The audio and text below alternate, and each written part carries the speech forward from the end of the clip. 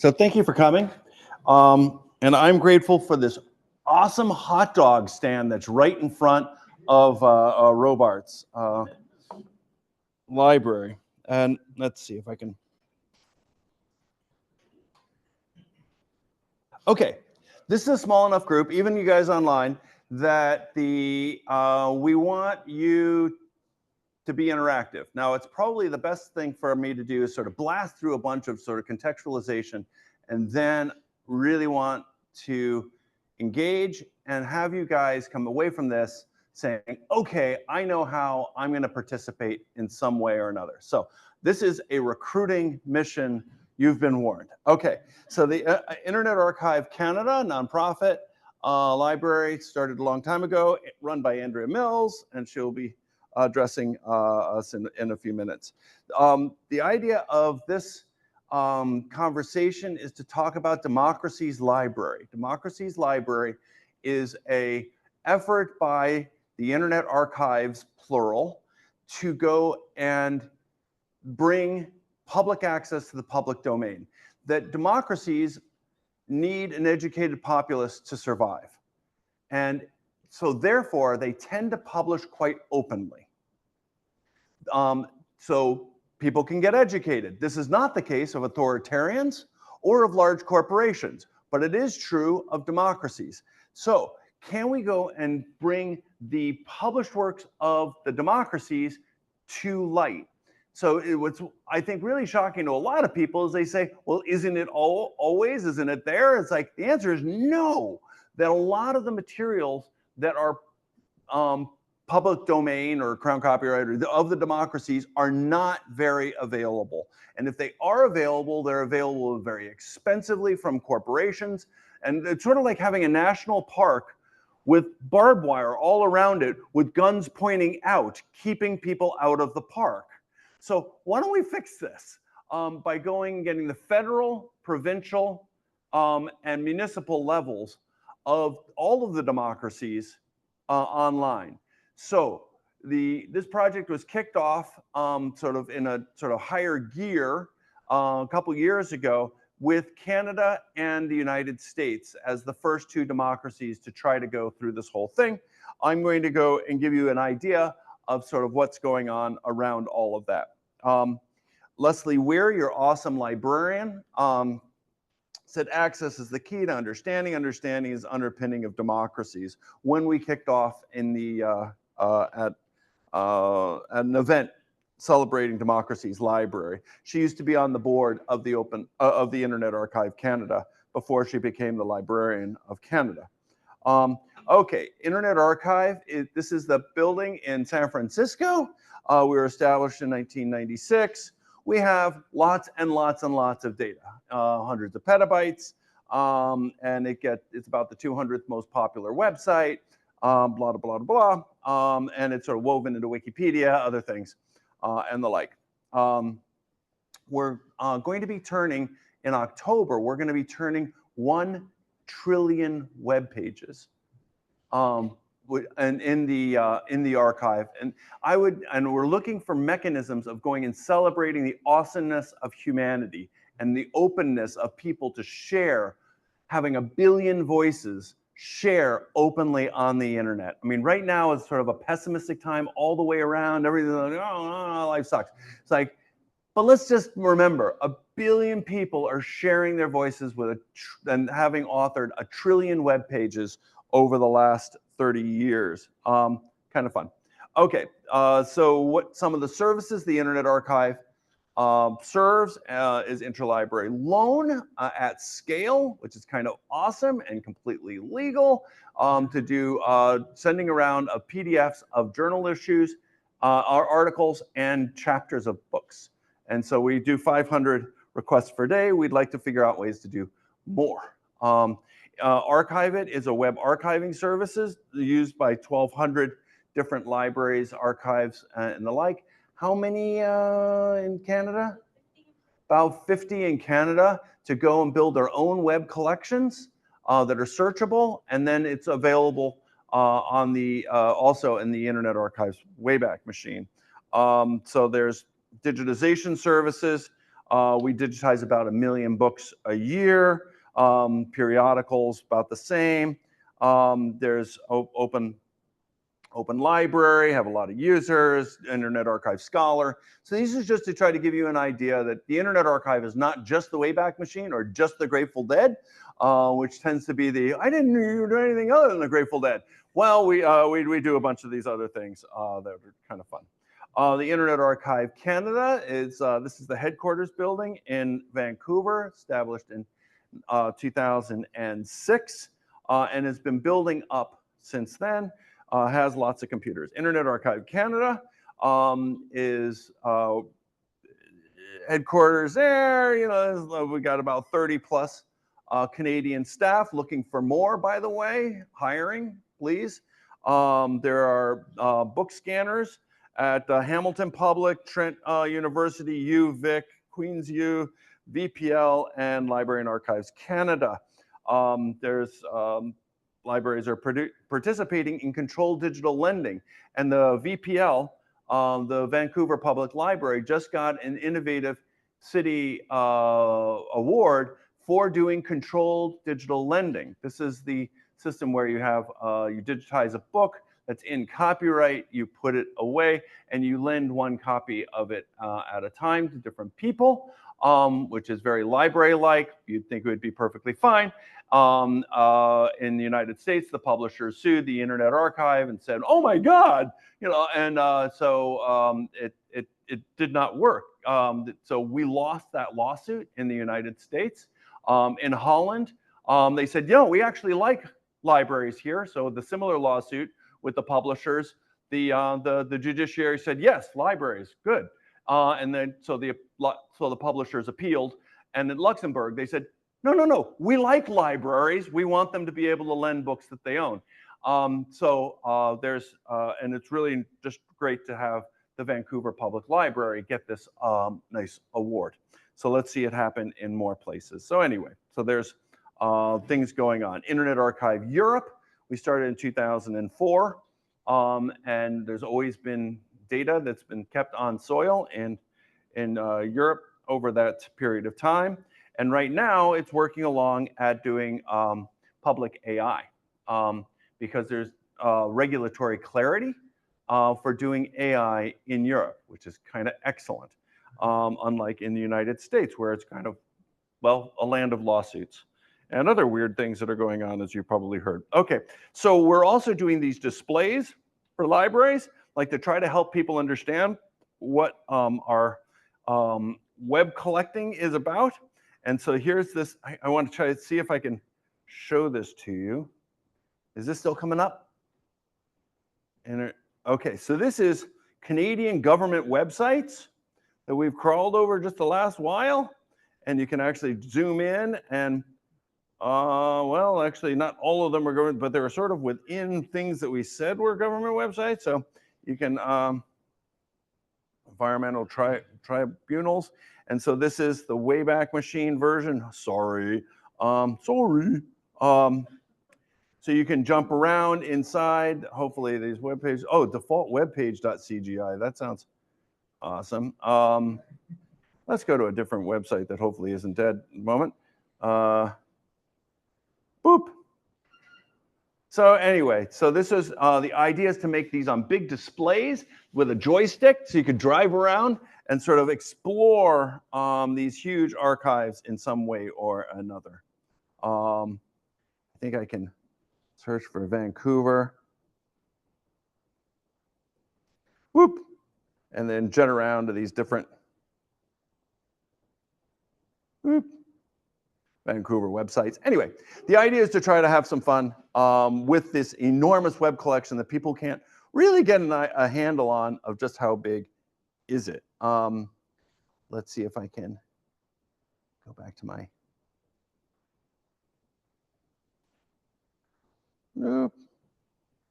Okay, then there's other things. We're doing video game recreations by doing emulation on the website, which is completely fun, by the way, if you want to revisit your 8-bit past or play around with old stuff. Oh, GIF Cities. Okay, so GIF Cities just came out with a new version. We just, GeoCities was the era of GIFs and animated GIFs. So those of us of a particular age remember these things. And so I want, this just went final, but if you search on something like butterfly, blang, you get butterflies. And so if you want to go and say, okay, I click on that one, then I go to this web page from GeoCities, and there's that butterfly. And let's see. Boop, boop, boop. Sorry. Zoom's got all sorts of crud that it wants to go and tell me about. Meetings being recorded. I know that. Okay. So GeoCities, I don't know. Well, Toronto. I don't know. Does Toronto? Oh, hey, we got a bunch of Toronto animated GIFs that were all AI deduced that this is somehow Toronto in some way or another. So it's using AI for fun and games. Then other things, there's tapestries for going and laying out an infinite panel of web pages that you can interact with within those pages. It's a very interesting storytelling technique that doesn't lock you into a web page itself. And we're using AI for all sorts of things, like going and extracting metadata to try to get GovDocs to be more usable, also from books, describing periodicals, speeding interlibrary loans, all sorts of things. If you want to help with this, please let us know. We want to hire you. Then we're also doing large language models of small languages. And I can show you a little bit of, maybe, not anymore. What just happened? This is my computer. It's okay. Oh, we're back. So the idea in Europe, as I said, we can do AI without getting sued by publishers, which is kind of awesome. And I think that that's also maybe the case here, especially in the nonprofit and research organization sectors. So, so in Europe, they're trying to support small languages. So can we go and make a language model, say out of Afrikaans or Finnish or whatever? So it's not like you talking in Afrikaans to an OpenAI model that sort of translates that into English, into their sort of English level mind, and then back translated. No, it's a foundational model where the only thing it knows is literature and web pages from Afrikaans. And so it swears all the time. Oh, and talks in a lot of Bible quotes. It's really kind of wacky what you get if you have fairly small corpus. But the idea is that it's their corpus. And so the idea is being able to do large language models with small languages that are from their culture. And then there's Democracy's Library. And I can show you, we're now at about 1.1 million items. We're doing at least websites from all the different government sections. And we've been doing this end of term crawl from the Internet by the Internet Archive since I think 2008. I don't know. At the end of every term, but as the administration ends, we do a full crawl of all the government websites. And then when the new one starts, we do another one. And actually, we're now up to 3. There's one after the before the election, in between the election and the new administration, and then just after. And this has become very important in this last one because of the amount of taking down that's going on in the United States. And so the Internet Archive is out there. And so never trust a publisher to do a librarian's job, even if that publisher is the government. So we're becoming very popular by having this and getting a lot of help to go and collect things that are still up on the net that are looking like they're going to be taken down soon, whether it's data sets or the like. And that's what this opportunity that I'd like to go over with you is about. Okay, so we're also been web archiving with Library and Archives Canada.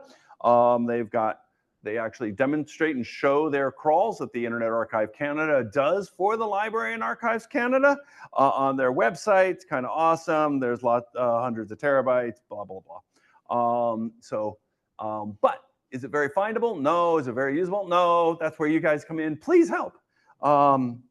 Okay, then there's the University of Toronto should just get a round of applause after I tell you what it is they did. So, fifth floor of Robarts was GovDocs, and GovDocs are pamphlets and reports and stuff like that.